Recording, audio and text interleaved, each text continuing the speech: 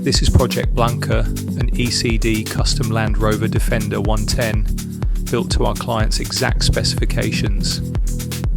This project is painted in full gloss Chawton white with silver accents. Project Blanca sits on 18-inch Kahn 1983 wheels, painted in white with BFG all-terrain tyres.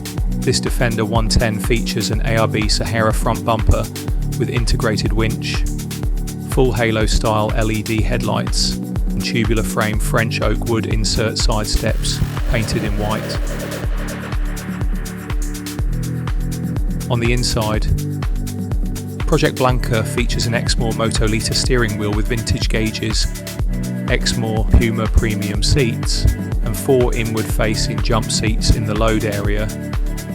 Blanca is powered by our LT1 V8 455 horsepower engine. This Defender 110 also features Sony Halo style touchscreen radio with Infinity Kappa speakers, Apple CarPlay rear AC and access to USB connection.